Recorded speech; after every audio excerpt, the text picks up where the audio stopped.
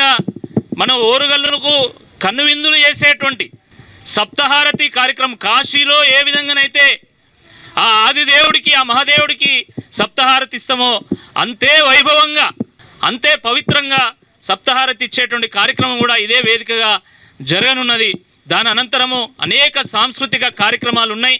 ప్రముఖ సింగర్ శ్రీకృష్ణ గారు, మట్టిపాటల మకరందం మాట్ల తిరుపతి గారు, పల్లె పాటల పూదోట శిరీష గారు, సత్యభామ గారు, అదేవిధంగా మన అమ్మతత్వంతో పల్లె పాటలకు ప్రాణం పోస్తున్నటువంటి భిక్షమమ్మ గారు, అనిత యాదవ్ గారు, ఈ రకంగా అనేక మంది కళాకారులు కూడా గొప్ప ప్రదర్శనలు మన జానపద కళలకు ప్రాణం పోసే విధంగా అద్భుతమైనటువంటి ఒక ప్రదర్శనలు ఇక్కడ ఇవ్వబోతున్నారు.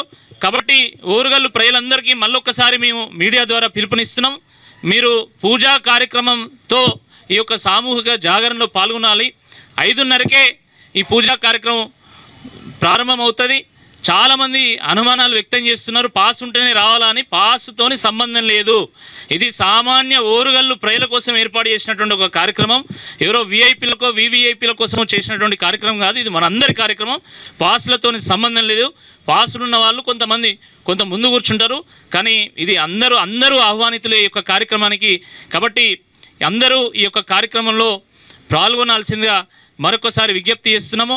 మరి మీడియా మిత్రులు ప్రతిసారి కూడా, ఎందుకంటే ఇది ఎవరో రాకేష్ రెడ్డి గారి కార్యక్రమం, ఇండస్ ఫౌండేషన్ కార్యక్రమం, విహెచ్పి కార్యక్రమం, ఇంకో పార్టీ కార్యక్రమం అని మీరు ఎప్పుడూ అనుకోలేదు. ఇది మనందరి కార్యక్రమము అని చెప్పేసి అద్భుతమైనటువంటి సహాయ సహకార కార్యక్రమాలు మీరు సహకారాలు మీరు అందించారు.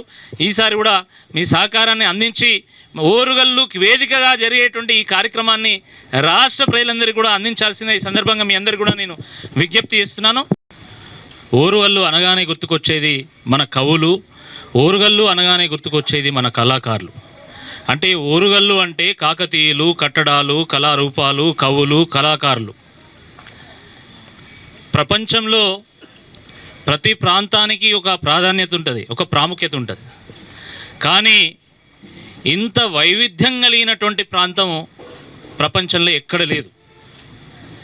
కానీ దురదృష్టకరమైనటువంటి విషయం ఏంటంటే, మనము ప్యారిస్ గురించి, రోమ్ గురించి, లండన్ గురించి మనం మాట్లాడుకుంటాం, కానీ వాటిని తలదన్నేటువంటి ఒక గొప్ప నాగరికత, సంస్కృతి కలిగినటువంటి, వారసత్వ సంపద కలిగినటువంటి నగరం మన ఓరుగల్లు అనేటువంటి వాస్తవాన్ని మనం మర్చిపోతూ ఉంటాం. కేవలం ఇదే కాదు, భూమి మీద ఒకే రేఖాంశం మీద అటు కాశీ, ఇటు దక్షిణ కాశీ, మధ్యలో ఓరుగల్లు ఉంటుంది. అందుకనే ఈ ఓరుగల్లులో ఒక నిగూఢమైనటువంటి శక్తి దాగుందని చెప్పేసి అనేక మంది సాధువులు, మునులు, ఋషులు వాళ్ళు ఈ భైరవుని గుట్టని వేదికగా ఈ ప్రాంతంలో అనేక తపస్సులు చేసి ఈ ప్రకృతిలో ఉన్నటువంటి రహస్యాలను కనుగొని ప్రపంచానికి తెలియజేసేటువంటి ప్రయత్నం చేసిండ్రు. కాకతీయులు దీన్ని గ్రహించి ఈ హనుమకొండను వేదికగా చేసుకొని, రాజధానిగా చేసుకొని మొత్తం దక్షిణ భారతదేశాన్ని పరిపాలించడం జరిగింది. ఒక సామ్రాజ్యము 10 సంవత్సరాలు, 50 సంవత్సరాలు, 100 సంవత్సరాలు పరిపాలించడం మనం చూసినాం. కానీ 400 సంవత్సరాలు ఏకదాటిగా నిరంతరంగా పరిపాలించినటువంటి ప్రపంచంలో ఏకైక సామ్రాజ్యం కాకతీయుల సామ్రాజ్యం.